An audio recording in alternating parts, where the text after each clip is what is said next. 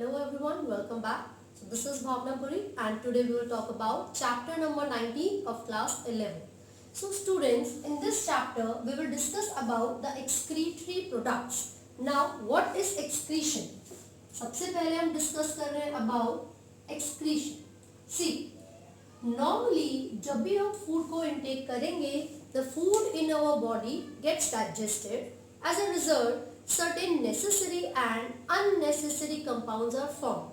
हमेशा यही होता है, जब भी हम डाइजेशन का प्रोसेस परफॉर्म करेंगे हमारी बॉडी में, तो उस फूड के ब्रेक डाउन होने पर कुछ ऐसे भी सब्सटेंसेस बनते हैं जो कि हमारी बॉडी के लिए यूजफुल नहीं होते. Then what is the use of storing these substances? हमें जब उसकी कोई ज़रूरत ही नहीं है तो उन सब्सटेंसेस को हम अपनी बॉडी में स्टोर भी नहीं करेंगे. एंड दीज वेस्ट प्रोडक्ट्स, क्या बोलते हैं? Waste products. Actually these are called nitrogen based products. Waste products I mean, इसको नाइट्रोजीनियस वेस्ट प्रोडक्ट्स भी कहा जाता है. Nitrogenous waste products. ठीक है, अभी हम डिस्कस करेंगे कौन कौन से होते हैं. सबसे पहले मैंने आपको बोला in this chapter we will discuss about excretion. और एक्सक्रीशन एक ऐसा प्रोसेस है जिसमें रिमूवल ऑफ वेस्ट प्रोडक्ट होता है बॉडी से, और ये जो रिमूवल होगा सभी ऑर्गेनिजम्स के अंदर अलग अलग स्ट्रक्चर की मदद से हो सकता है. कुछ ऑर्गेनिजम्स में बॉडी के सरफेस की मदद से भी होता है. तो हम यहाँ पर लिख रहे हैं the removal of nitrogenous waste और waste products from the body. Body से वेस्ट प्रोडक्ट का रिमूव होना क्या कहलाता है? एक्सक्रीशन. राइट. अब एक्सक्रीशन जब भी होगी तो हमारी बॉडी से काफी सारे सब्सटेंसेस रिलीज होते हैं. अब वो कौन कौन से सब्सटेंसेस हो सकते हैं? वो प्रोटीन्स हो सकते हैं, ड्रग्स हो सकते हैं, विटामिन्स हो सकते हैं, कुछ आयंस हो सकते हैं. राइट. साथ ही साथ आप देखोगे जो नाइट्रोजीनियस वेस्ट टर्म मैंने यहाँ पर लिखी है, दीज आर ऑफ 3 टाइप्स. ये 3 तरीके के हो सकते हैं. एक होता है अमोनिया. अमोनिया भी बॉडी के बाहर as a nitrogenous waste release हो सकता है. यूरिया भी नाइट्रोजीनियस वेस्ट होगा. And uric acid also. Clear है? तो यहाँ पर मैंने ये बोला कि बॉडी से जितने भी सब्सटेंसेस बाहर रिलीज हो रहे हैं वो ड्रग्स, प्रोटीन्स, विटामिन्स और इलेक्ट्रोलाइट्स यानी कि आयंस हो सकते हैं. But the major amount of the waste product that is released from our body constitutes the nitrogenous waste. And in different organisms, these nitrogenous wastes are of different types. For example, ammonia, urea and uric acid. Clear है? तो कुछ organisms की body से ammonia release होगा, कुछ organisms की body से urea, तो कुछ की body से यूरिक एसिड.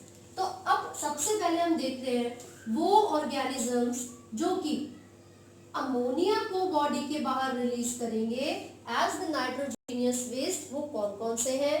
तो देखिए, एक प्रोसेस होता है जिसको अमोनोटेलिज्म कहा जाता है. अमोनोटेलिज्म. अमोनोटेलिज्म का मतलब है the process of removal of ammonia from the body. So the ammonia will be removed as the nitrogenous waste from the body.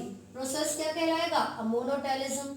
लेकिन वो ऑर्गेनिजम्स जो कि अमोनिया को प्रोड्यूस करते हैं उन्हें कहा जाता है अमोनोटेलिक ऑर्गेनिज्म.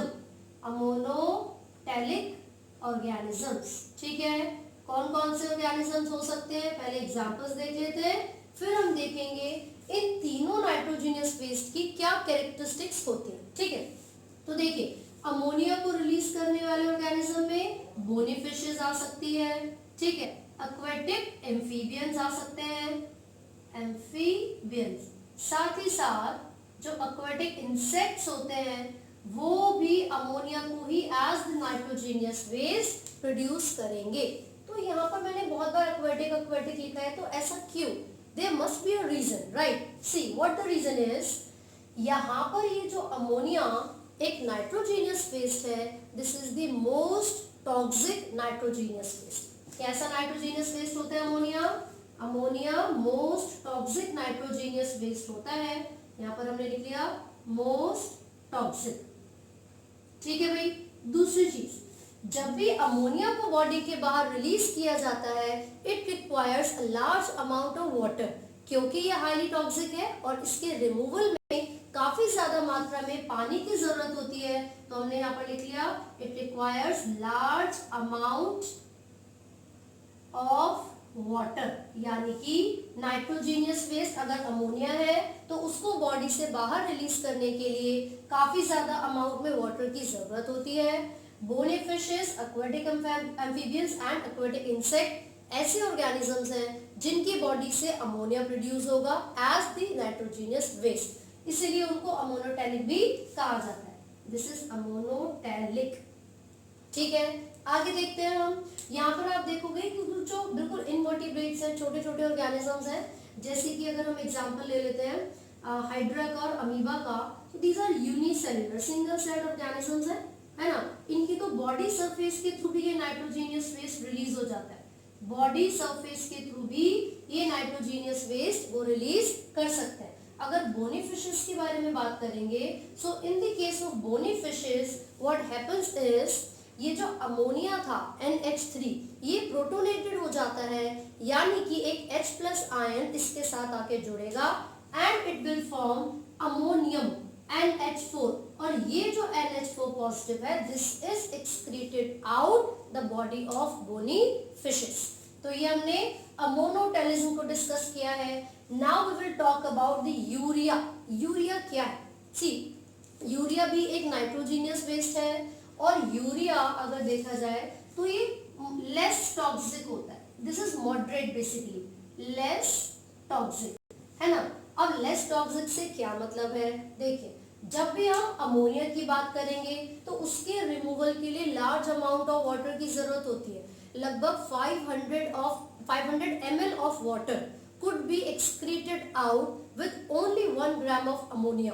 सिर्फ 1 ग्राम अमोनिया को रिलीज करने के लिए 500 ml वाटर की जरूरत पड़ती है, जबकि 1 ग्राम यूरिया के बारे में अगर हम बात करेंगे so only 50 ml of water is required. तो इसीलिए हमने इसको क्या बोला, दिस इज लेस टॉक्सिक। ठीक है, अब यहाँ पर जैसे अमोनोटेलिज्म था बिल्कुल वैसे ही हम क्या पढ़ेंगे, यूरियोटेलिज्म। यूरियोटेलिज्म तो इसका मतलब ये हुआ, ये ऐसा फिनोमेना है जिसमें ऑर्गेनिजम्स की बॉडी से यूरिया को रिलीज किया जाएगा एज अ नाइट्रोजीनियस वेस्ट। ठीक है, अब वो कौन कौन से ऑर्गेनिजम्स हैं जो कि यूरिया को प्रोड्यूस करेंगे एज अ नाइट्रोजीनियस वेस्ट? तो देखिए, मैमल्स होते हैं, मैमल्स जिसमें हम लोग भी आएंगे, राइट। फिर उसके बाद terrestrial, amphibians and insect, amphibians and insects, ये कुछ ऐसे ऑर्गेनिजम्स हैं जो कि क्या प्रोड्यूस कर रहे हैं, यूरिया प्रोड्यूस कर रहे हैं एज देयर नाइट्रोजीनियस वेस्ट। इसीलिए इन ऑर्गेनिजम्स को यूरियोटेलिक कहा जाता है। These are called ureotelic organisms. क्या बोलेंगे इनको? Ureotelic organisms. एग्जांपल्स हमने देख लिए हैं। अब यूरिया कहाँ से आएगा, कौन सा प्रोसेस होता है, किसकी मदद से बनता है?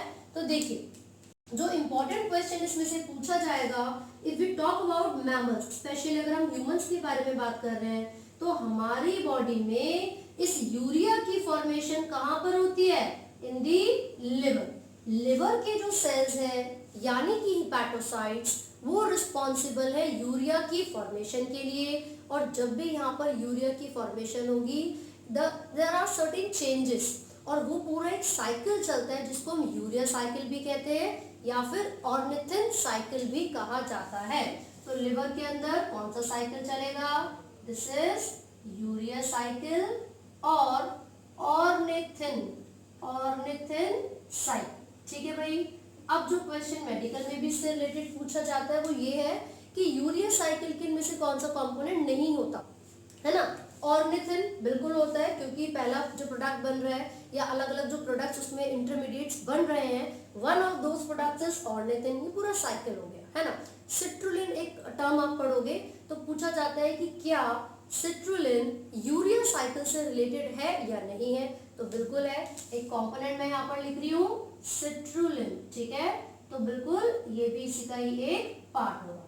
तो हमने देखा ह्यूमंस के अंदर लिवर में एक साइकिल चलेगा जिसको यूरिया साइकिल कहते हैं। इसी साइकिल के रिजल्ट में जो नाइट्रोजीनियस वेस्ट है यानी कि जो यूरिया है it will be release out, urea की फॉर्मेशन हो जाएगी, फिर उसको ट्रेवल करके कहाँ तक पहुंचाया जाता है, मैमल्स के अंदर जो एक्सक्रीटरी ऑर्गन्स होंगे वहां तक, जैसे कि किडनीज।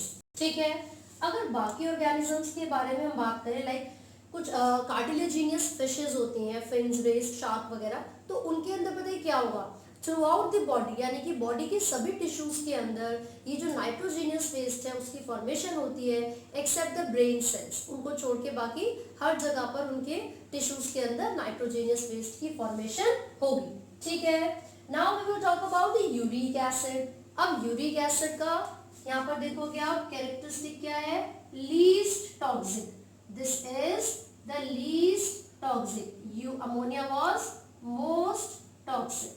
ठीक है, तो इसका मतलब ये हुआ कि क्योंकि यूरिक एसिड बहुत ही कम टॉक्सिक है, लीस्ट टॉक्सिक है, इसीलिए यूरिक एसिड को जब बॉडी के बाहर रिलीज किया जाएगा सो it will require minimum water, बहुत ही कम मात्रा में पानी की जरूरत पड़ेगी यूरिक एसिड को बॉडी के बाहर रिलीज करने के लिए। और वो कौन से ऑर्गेनिजम्स होंगे जो कि यूरिक एसिड को अपनी बॉडी से रिलीज करेंगे। तो जब हम उन ऑर्गेनिजम्स की बात करते हैं तो सबसे पहले एग्जांपल आप बर्ड्स का लेते हैं, रेप्टाइल्स का लेते हैं, साथ ही साथ कुछ इंसेक्ट ऐसे होते हैं या फिर लैंड स्नेल्स के बारे में बात कर लीजिए, वो भी कुछ ऐसे ऑर्गेनिजम्स हैं जिनकी बॉडी से यूरिक एसिड ही as a nitrogenous waste release होगा। तो हम फटाफट से मेंशन कर लेते हैं और उनके एग्जांपल्स लिख लेते हैं। So we are talking about uric acid, तो इसका मतलब ये हुआ वो जो फिनोमिना शो करेंगे वो कौन सा होगा, uricotelism, the phenomena is uricotelism, let me right it here, uricotelism.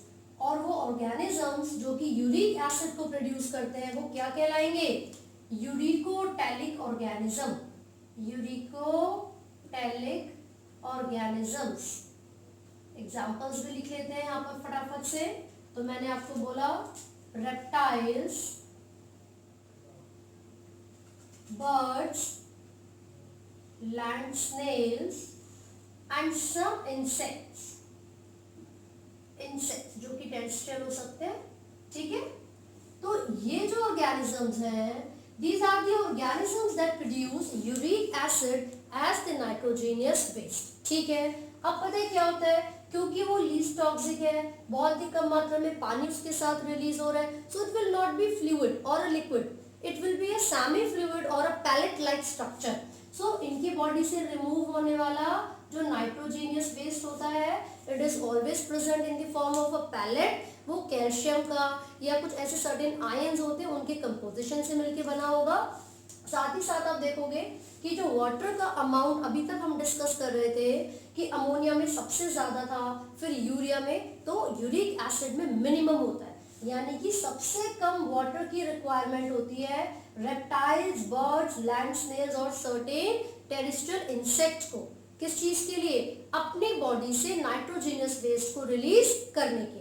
तो ये तो हमने पढ़ लिया किस ऑर्गेनिज्म की बॉडी से कौन से नाइट्रोजीनियस वेस्ट रिलीज होंगे। Now we will talk about the structures, about the excretory organs, कि कौन से ऑर्गेनिज्म में वो कौन से ऑर्गन्स होंगे जिसका इस्तेमाल करके नाइट्रोजीनियस वेस्ट को रिलीज किया जाता है। ठीक है, तो लोअर ऑर्गेनिज्म से स्टार्ट कर लेते हैं, यानी कि इनवर्टिब्रेट से।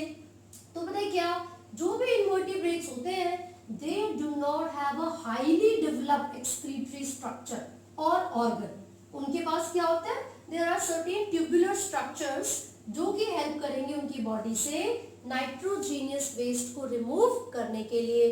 तो एक एग्जांपल में हम यहाँ पर प्रोटोनेफ्रीडिया, प्रोटोनेफ्रीडिया या फिर फ्लेम सेल्स की बात कर रहे हैं, प्रोटोनेफ्रीडिया या फिर flame cells. These are the specialized structures which are found in the platyhelminthes। platyhelminthes का मतलब क्या हो गया, फ्लैट वॉर्म्स। ठीक है, तो जो फ्लैट वॉर्म्स हैं उनके अंदर ये कुछ स्पेशलाइज्ड स्ट्रक्चर्स मिलेंगे। आप प्लेनेरिया का इसमें एक एग्जांपल ले सकते हैं, है ना। इसके अलावा जितने भी फ्लैट वॉर्म्स हैं, टेप वॉर्म हो गया, लिवर फ्लूक हो गया, all these organisms have some specialized cells which are protonephridia और फ्लेम सेल्स। ठीक है, आपने फ्लेम सेल्स के लिए दूसरा नाम भी सुना होगा which is solenocytes. These are called selenocytes, ठीक है, and these are the excretory structures in platyhelminthes। अब इसके बाद अगर हम बात करेंगे तो जो नेफ्रीडिया है, nephridia, these are found in certain earthworms यानी कि annelids। These are found in certain annelids। तो आप देखोगे कि annelids के अंदर नेफ्रीडिया प्रेजेंट होते हैं। annelids का एक एग्जाम्पल क्या हो गया, अर्थवर्म हो गया। इससे पहले आप एम्फिऑक्सिस वगैरह के बारे में भी बात करोगे, सिफेलोकॉर्डेटा के बारे में बात करोगे।